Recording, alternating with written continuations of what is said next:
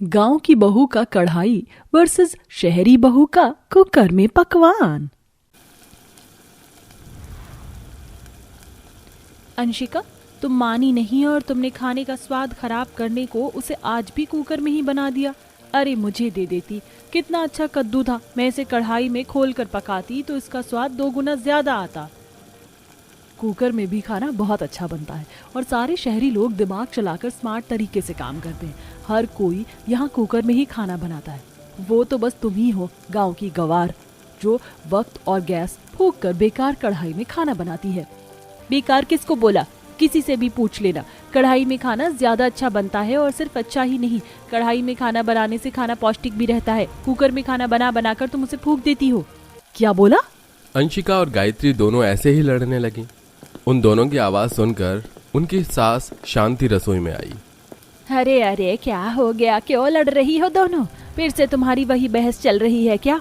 देखो ना माँ जी, ये अंशिका बेवजह मुझसे चिढ़ रही है। मैं कौन सा चिढ़ ली? माँ जी, ये झूठ है। चिढ़ गायत्री ले रही है और बोल रही है कि खाना कढ़ाई में बनाओ तो ही उसमें स्वाद आता है। झूठ, एकदम झूठ माँ जी, मैंने ऐसा नहीं कहा, वो तो अंशिका ही। हे भगवान, शांत हो जाओ। किसने क्या कहा ये मुझे मत बताओ। ये बताओ कि तुम दोनों हमेशा लड़ती क्यों रहती हो? कढ़ाई कुकर, इसी में बस तुम दोनों अपना वक्त खराब करती रहती हो। अरे बहुओं, खाना तो कढ़ाई और कुकर दोनों में ही बन जाता है, बस वक्त और चीज को देखकर बनाना चाहिए। कुछ चीजें कढ़ाई में अच्छी बनती है तो कुछ कुकर में। अब तुम दोनों की लड़ने की आवाज ना आ जाए, मिलजुल कर काम कर लो। शांति ऐसे बोलकर अपनी बहुओं के पास से बाहर आ गई। गायत्री और अंशिका दोनों शांति की बहुएं थीं। गायत्री गांव से आई थी तो अंशिका शहरी लड़की थी। दोनों ही बहुओं के खाना पकाने के तरीकों में अंतर था। जहां अंशिका सब कुछ प्रेशर कुकर में बनाकर रख देती थी, वहीं गायत्री को सारी चीजें कढ़ाई में बनाने का शौक था और इसी वजह से उन दोनों के बीच लड़ाई भी रहती थी। ऐसे ही सिलसिला जारी था और आज के दिन दोनों बहुएं साथ साथ बाजार आई हुई थीं। आलू भी ले लिए, धनिया मिर्ची भी ले ली। अब बस चलो घर चलते हैं। घर? अभी नहीं, मुझे चिकन भी लेना है। चिकन किस लिए? मैं अपने माइक्रोवेव में चिकन की एक नई डिश बनाऊंगी। और कुछ? अच्छा, वैसे अगर चिकन लोगी ही तो उसका तुम कुछ भी बनाने से अच्छा मुझे दे देना। मैं कढ़ाई में उसका अच्छा सा चिकन बना दूंगी। फिर से कढ़ाई? मैं कढ़ाई वढ़ाई में चिकन नहीं बनाऊंगी। वैसे भी कढ़ाई में बनाना तो बस वक्त और गैस की बर्बादी है। जब कुकर और माइक्रोवेव जैसी टेक्नोलॉजी हमारे पास है तो फिर कढ़ाई वढ़ाई तो गवारों को ही इस्तेमाल करने दो। गवार किसे बोला? मैं गांव की हूँ लेकिन गवार नहीं हूँ। अकल तुम्हारी अंदर कम है अंशिका, समझ आया? अब जल्दी से ले लो जो भी तुम्हें चाहिए। हाँ तो ले ही रही हूँ। अंशिका और गायत्री ऐसे ही लड़ते लड़ते चिकन शॉप पर पहुंची, जहां जाकर भी उन दोनों में लड़ाई ही होने लगी। अरे बहन जी, शांत हो जाइए। आप दोनों की लड़ाई की वजह से मेरे ग्राहक दुकान पर आने से कतरा रहे हैं। देखा, सब तुम्हारी ही गलती है गायत्री। भाई साहब, मुझे 2 किलो चिकन दे दीजिए। अंशिका और गायत्री ऐसे ही कुकर और कढ़ाई के ऊपर बहस करते करते ही सामान लेकर घर आ गई और घर आते ही उन्हें गुस्से में शांति ने देखा। आ गई तुम दोनों? जी माँ जी, क्या हुआ? कोई बात है क्या? बहुओं, तुम मुझे ये बताओ कि आखिर तुम दोनों हर जगह मेरी बेइज्जती क्यों करवा देती हो? अरे बाजार गई थी तो कम से कम वहाँ पर तो मिलजुल कर काम कर लेती। वहाँ पर ऐसे कुकर कढ़ाई को लेकर लड़ने की क्या जरूरत थी? माँ जी, आपको कैसे पता चला कि हम दोनों में बहस हुई? वो पड़ोस वाली ललिता, उसने बताया। पता भी है वो कितना हंस रही थी। और वही क्या, सब तुम्हारे ऊपर हंस रहे थे बहुओं। तुम ये हरकतें क्यों करती हो? मिलजुल कर काम किया करो ना। शांति ने ऐसे ही आज भी अपनी बहुओं को खूब डांटा, लेकिन गायत्री और अंशिका थी कि उन दोनों को कुछ समझ ही नहीं आता था। रसोई में जाकर आज भी उन्होंने अलग अलग कढ़ाई और कुकर में ही खाना बनाया और साथ ही आज तो अंशिका ने माइक्रोवेव का भी इस्तेमाल किया था। किसने बताया है कि इन बेकार की चीजों में खाना बनाओ? खाना तो बस खुले बर्तन में ही अच्छा लगता है। गायत्री अंशिका के कुकर और माइक्रोवेव को इस्तेमाल करने से चिढ़ रही थी। ऐसे ही सिलसिला जारी था और आज फिर से सुबह से ही गायत्री और अंशिका के बीच में कुकर और कढ़ाई को लेकर लड़ाई जारी थी। मैंने बोला ना, आज नाश्ते में पोहे कुकर में ही बनेंगे, चाहे जो हो जाए। नहीं, आज नाश्ते की पोहे कढ़ाई में ही बनेंगे और कढ़ाई के सिवा किसी चीज में पोहे नहीं बनाऊंगी। बोला ना कुकर, नहीं कढ़ाई। तुम दोनों फिर शुरू हो गई। हे भगवान, मैं तुम्हारा क्या करूं? लाओ, मुझे दो ये दोनों मनहूस बर्तन। और हाँ, आज ना कुकर में नाश्ता बनेगा और ना कढ़ाई में। चलो चुपचाप बस चाय बना कर ले आओ। माँ जी, मेरा कुकर दे दो, वादा करती हूँ कि अब लड़ाई नहीं करूंगी। हाँ माँ जी, मेरी कढ़ाई भी दे दो, मैं भी लड़ाई नहीं करूंगी। तुम और लड़ाई ना करो, ऐसा हो ही नहीं सकता है। अब मैं तुम्हें बिल्कुल ये दोनों मनहूस बर्तन नहीं दूंगी। चुपचाप नाश्ता बनाओ और लेकर आओ। जब देखो कुकर कढ़ाई, कुकर कढ़ाई। शांति ऐसे बोलकर उन दोनों के पास से उनके बर्तन ले गई, जिसके बाद गायत्री और अंशिका ने चाय और पराठों का नाश्ता बनाकर सभी घर वालों को करवाया। सब कुछ तुम्हारी वजह से हुआ है अंशिका। अगर तुम मुझे नाश्ता कढ़ाई में ही बनाने देती तो वो हमारे बर्तन हमसे ना छीनती। यही बात तो मैं भी तुम्हें बोल सकती हूँ। तुम दोनों फिर शुरू हो गई। कुछ नहीं माँ जी, हम लाते हैं ना नाश्ता बनाकर। अंशिका और गायत्री ने मिलकर बड़ी ही मुश्किल से नाश्ता बनाया। ऐसे ही सिलसिला जारी था और आज के दिन दोनों ही बहुएं कुकर और कढ़ाई में ही अपने अपने पकवान बना रही थीं। वो दोनों ही रसोई से बाहर थीं कि एकदम से रसोई से बहुत सारा धुआं और धमाका होने जैसी आवाज आई। अरे बहू, रसोई में क्या बम पका रही हो? कैसे धमाके हो रहे हैं? जाओ रसोई में जाकर देखो। शांति के बोलने पर दोनों बहुएं जल्दी से रसोई की तरफ को भागी। रसोई में उन्होंने जैसे ही देखा तो कुकर फट चुका था और साथ ही कढ़ाई में बन रहा खाना भी जल गया था। अच्छा, तो ये खाना बन रहा है तुम्हारा कुकर और कढ़ाई में? बहुओं, कोई दीन दुनिया की खबर है तुम्हें? कुकर फट गया। अगर कोई रसोई में होता तो पता भी है कि उसका क्या हाल होता। और गायत्री बहू, कढ़ाई काली हो गई है। तुम दोनों मुझे ये बताओ कि खाना हमेशा घर में 2 जगह ही क्यों बनता है? शांति ने आज भी गायत्री और अंशिका को खूब डांटा। ऐसे ही सिलसिला जारी था और आज उनके घर उनके पतियों का बॉस खाने पर आने वाला था। देखो अंशिका, मान जाओ, हमेशा खोल कर ही खाना अच्छा बनता है। आज वैसे भी हमारे पतियों के बॉस आने वाले हैं तो उनको हमें अच्छा ही खाना बना कर खिलाना चाहिए। तुम मुझे ही कढ़ाई में खाना बनानी दो। नहीं, खाना कुकर में ही अच्छा बनता है। और वैसे भी मैं वो चीज बनाऊंगी जो मेरे पति अपने पैसे से लाए हुए हैं। तुम वो बना लो जो तुम्हारे पति लाए हैं। दोनों ने आज भी अपनी जिद को नहीं छोड़ा। अंशिका ने कुकर में बिरयानी बनाने को रख दी तो वहीं गायत्री कढ़ाई में चिकन बनाने लगी। कुछ देर तक तो सब कुछ ठीक ही रहा, लेकिन कुछ देर बाद अंशिका अपनी बिरयानी को गैस पर ही रखकर भूल गई और भगवान, मुझे तो बस 2 सीटी लगाकर बिरयानी को उतार लेना था। ये तो कच्ची बासमती है और इसमें 4 सीटी आ गई। अंशिका ने ऐसे बोलकर जैसे ही कुकर को खोलकर देखा तो उसकी बिरयानी का हलवा बन चुका था। अरे नहीं, मेरा खाना। एक तरफ अंशिका रो रही थी तो वहीं दूसरी तरफ, हे भगवान, इस चिकन के सालन को मैं कैसे पकाऊं? ये तो कसाव पर आ ही नहीं रहा है। दोनों बहुएं ऐसे ही परेशान हो ही रही थीं कि तभी रसोई में उनकी सास आ गई। बहुओं, खाना बन गया? हे भगवान, तुम्हारे मुंह क्यों उतरे हुए हैं? शांति के पूछने पर दोनों बहुओं ने उसे अपनी दिक्कत बताई। इसीलिए, बस इसीलिए मना कर रही थी मैं तुमसे। अरे अगर तुम दोनों मिलकर काम कर लेती तो क्या बिगड़ जाता? अब हो गया ना सब गुड़ गोबर। इसीलिए कहती हूँ कि बर्तन बर्तन होता है। हर बर्तन का अपना अपना काम है। इसमें गंवार या शहरी कुछ मायने नहीं रखता। अब देखो, तुम्हारे पति अपने बॉस के साथ बस आ ही रहे होंगे। अब क्या करोगी? ये हलवे जैसी बिरयानी और ये पत्थर सा चिकन रखोगी उनके सामने? शांति की बात पर दोनों बहुओं का मुंह उतर गया और उनकी नजरें भी झुक गईं। चलो अब ज्यादा परेशान मत हो, मैं बाहर से खाना लेकर आ जाती हूँ। लेकिन हाँ, आगे से याद रखना, कभी भी अब बर्तनों के ऊपर लड़ाई मत करना, नहीं तो पछतावे में ही रहोगी। शांति की बात पर दोनों बहुओं ने गर्दन हिला दी। बस फिर क्या था, शांति ने बाहर से खाना लाकर अपने बेटों के बॉस को खिलवाया और अपने घर की इज्जत बचाई। अब दोनों बहुएं भी समझ गई थीं। आगे से वो फिर कभी बर्तनों के ऊपर नहीं लड़ी और अब सब कुछ ठीक हो चुका था। मैं परेशान हो चुकी हूँ, आप सब थोड़ा स्पेस दीजिए, मुझे बाहर जाना है, मेरा जी घबरा रहा है। अरे बहू, तूने दोपहर को ठीक से कुछ भी नहीं खाया था। ऐसा करिए, फ्रूट चाट खा ले, उस पर मैंने थोड़ा चाट मसाला लगा दिया, तुझे अच्छा लगेगा। नहीं माँ जी, मुझे नहीं खाना ये। अरे बहू, ये एक्स्ट्रा प्रोटीन दूध ले ले, तेरे और तेरे बच्चे की सेहत के लिए भी अच्छा हो जाएगा। मैं तो कहती हूँ भाभी, आप आयरन की टेबलेट भी ले लीजिए, आपने ली नहीं थी। आयरन की टेबलेट नहीं, केसर का दूध पी लो, तुम्हें अच्छा लगेगा और बच्चे को कैल्शियम की कमी भी पूरी हो जाएगी। अरे बस कीजिए आप लोग। आप लोगों को एक बारी में मेरी बात समझ में नहीं आ रही है क्या? मैं परेशान हो गई हूँ। बहू ये बहू वो, अरे मेरा मन नहीं है ये सब लेने का। दवाई खा खा कर, आपकी कहीं मुताबिक बातें मान मान कर अब मेरा जी घुट रहा है। मेरा डॉक्टर से भरा ससुराल क्या हो गया है? आफत ही हो गई है। मुझे नहीं पता था आप सबके इतने लेक्चर सुनने पड़ेंगे मुझे।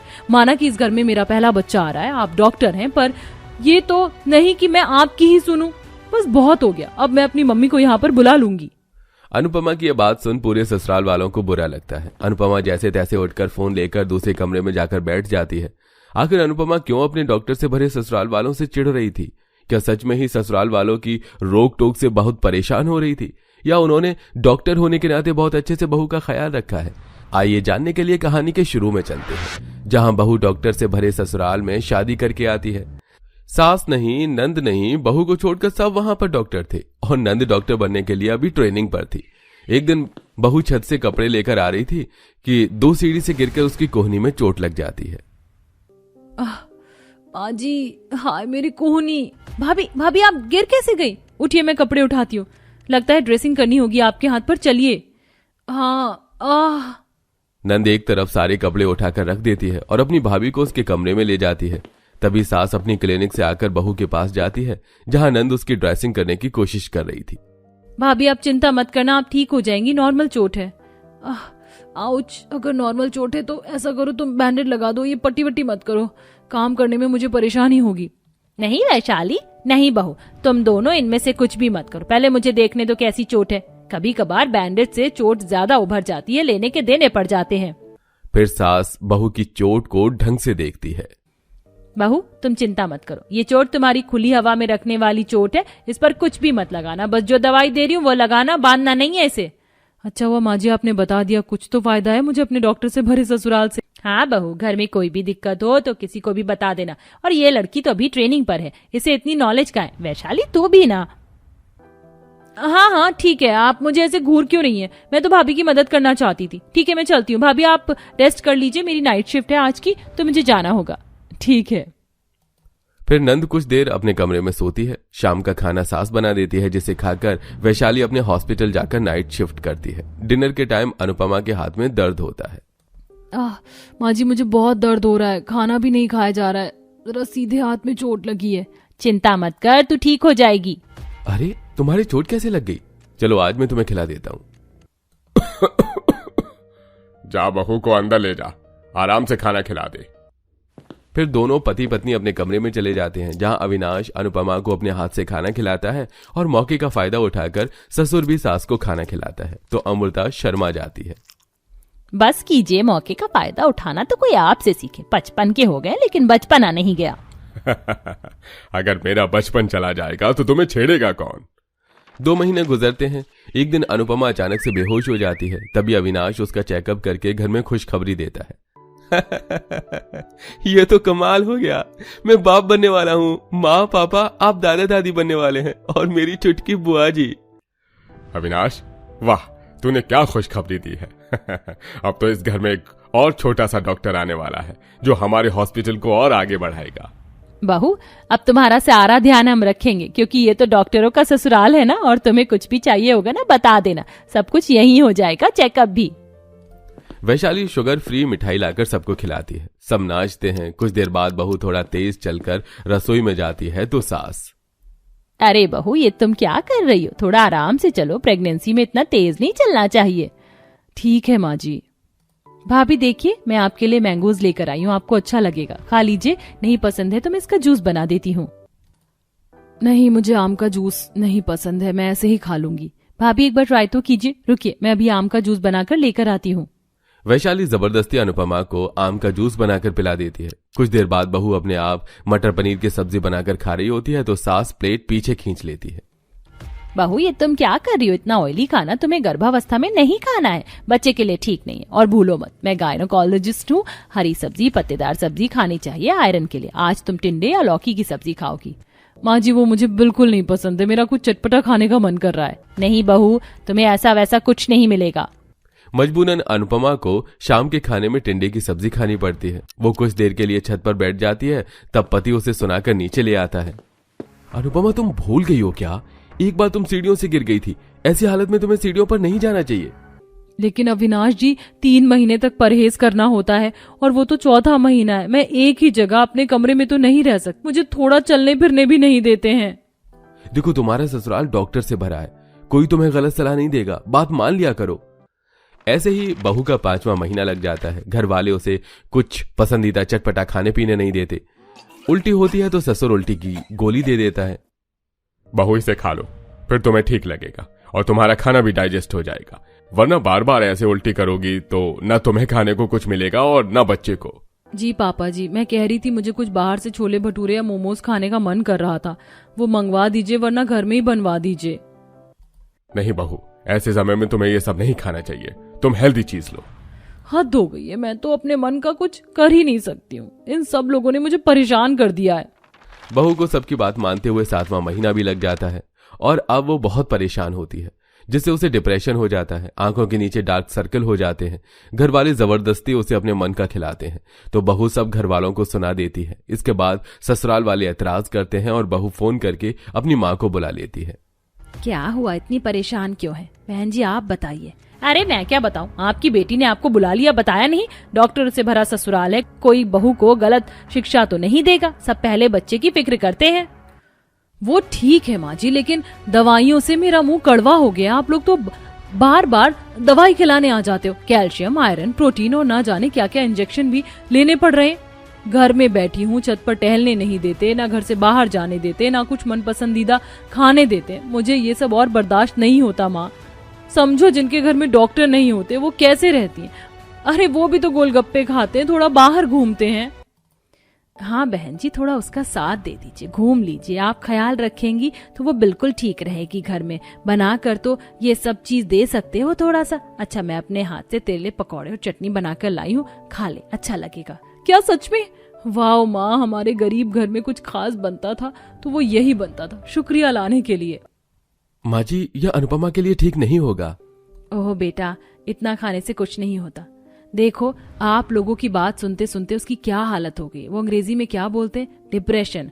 अगर माँ खुश नहीं रहेगी तो अंदर से बच्चा कैसे तंदुरुस्त पैदा होगा? बहन जी आप तो समझ सकती है ना। आप सही कह रही, मुझे इस तरीके से भी समझना चाहिए था। आप कुछ दिन यहीं रह लीजिए ताकि बहू को भी अच्छा लगे और बचे हुए 2-3 महीने में उसके मन का थोड़ा खिला देते हैं। अमृता, ये तुम क्या बोल रही हो? राजेश जी, मैं गायनोकोलॉजिस्ट डॉक्टर के साथ माँ भी हूँ और अच्छे से समझ सकती हूँ। ठीक है।